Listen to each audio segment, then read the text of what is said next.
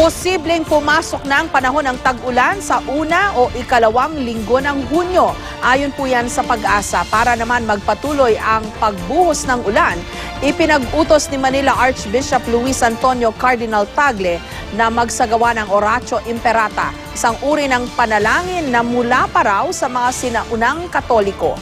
Live mula sa Quezon City, may report si Rafi Tima. Rafi. Jessica, nakakadalawang linggo pa nga lang daw ng Oratio Imperata ay nagsimula ng umulan sa mga bahagi ng bansang nitong mga nakaraang linggo ay nababad sa matinding init.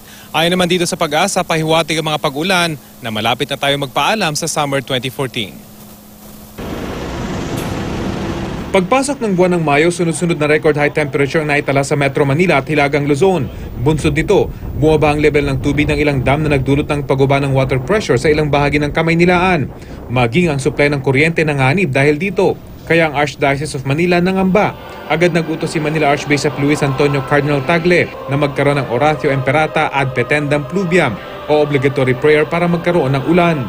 Sabi nga rin niya, panahon na ng tag-ulan, walang ulan.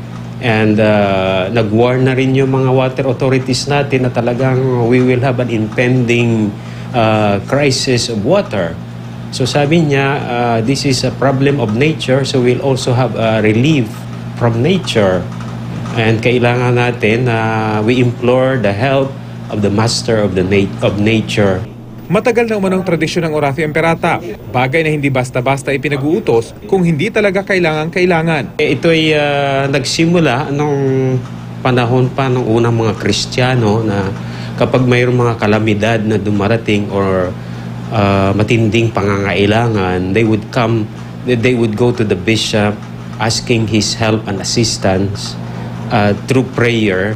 Nakakadalawang linggo nang isinasagawa ang Oratio Imperata at tila epektibo naman umano, lalo pat nitong mga nakarang araw. Umuulan na tuwing hapon lalo na rito sa Metro Manila. Very effective, sabi nga May 15. And pag pinagdasal na ng every Sunday starting May 18 and 25.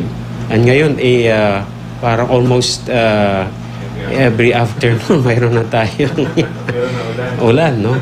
Ang mga pag-ulan nitong mga nakarang araw, nakatulong din para maantala ang tuluyang pagbulusok sa critical level ng tubig sa Bustos Dam sa Bulacan. Pero patuloy naman ang pagguba ng tubig sa Angat na nasa 176.03 meters na lamang at Lamesa Dam na nasa 77.54 meters.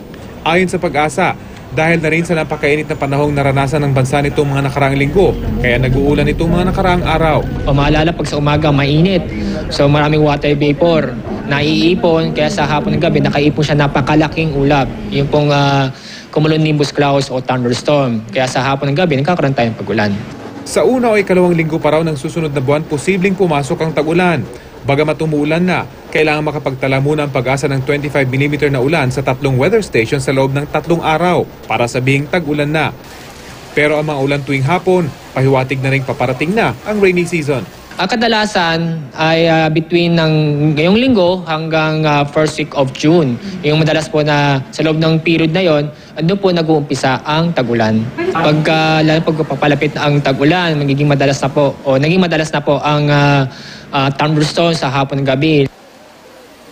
Ang iniintay nila ng Pag-asa, Jessica, para sabihing tapos na nga ang summer kapag ang hanging habagat ay nariyan na at nagtatala na nga ng consistent na ulan na aabot sa 25 mm. Bagay na good news para sa mga dam administrators dahil nga sa patuloy na pagguba ng level ng tubig sa ilang dam sa bansa. Jessica? Sa bagay, no? Ilang hapon na napanay ang ulan dito sa Metro Manila. Yes, Jessica, pero yan ay hindi pa gano'ng nakakatulong sa ating mga dam dahil syempre yung mga watershed ay nag-absorb pa ng malaking volume ng tubig at pag naka-absorb na yan at meron ng reserve kumbaga sa watershed ay tsaka lamang dadaos do sa mga ito, sa mga dam kung kaya't yan ang ating hinihintay ng mga dam administrators para naman maampat na yung paguba ng level ng tubig sa mga ito, Jessica. Okay, hanggang kailan itong Oratio Imperata na iniutos ng simbahan, Rafi? Kasi baka sumobra naman yung ulan, bahain ulit tayo. Jessica, walang sinabi kung kailan ito matatapos pero malamang kapag nakita talaga nila na tuloy-tuloy na yung pag-ulan ay titigil na rin yung mga simbahang sinabihan nga na magkaroon ng ganitong prayers. May specific prayers talaga, Jessica, na pinag-utos si Cardinal Tagle at ito ay ipinost sa mga simbahan at malamang ayon sa ating nakausap ay titigil naman na sila kapag nagtuloy-tuloy na nga itong pag-ulan na ito, Jessica. Maraming salamat sa iyo, Rafi Tima.